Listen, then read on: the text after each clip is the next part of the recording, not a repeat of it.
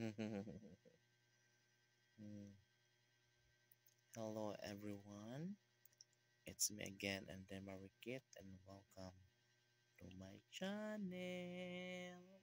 Eme, hello kaninang umaga ay sobrang maaga.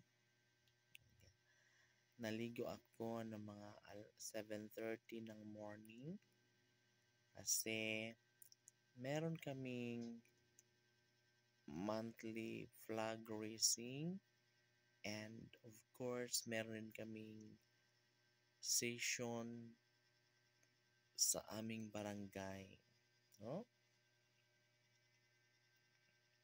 So una sa lahat, pagkabangon ko mga kaibigan ko,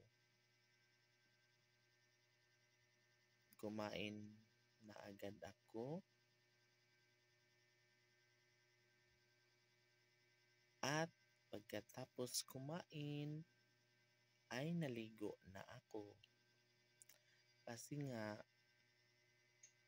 matagal akong maligo and of course for sure malilate na naman ako. So ayun, dali-dali akong naligo mga kaibigan ko and ganun pa man, gaya ng sinabi ko, na late pa rin ako.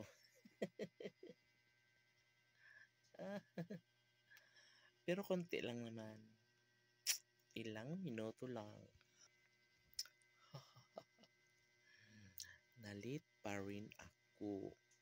Pero, of course, dahil nga na late ako, tuloy pa rin. Kasi sabi nga nila na it's better late than never. Well, naabutan ko ang flag ceremony. Nagsimula na sila nung dumating na talaga ako.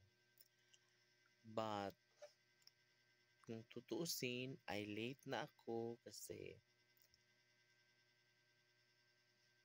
alas 8 yung flag racing namin at ako ay nakarating ng 8:10. O, diba? Late na talaga ako konti, pero okay lang yun. So, ayun, nag-start na kami sa aming flag racing. Kumanta na si Madam. Kumanta na si Madam Ernesta. And natapos rin ang aming flag racing.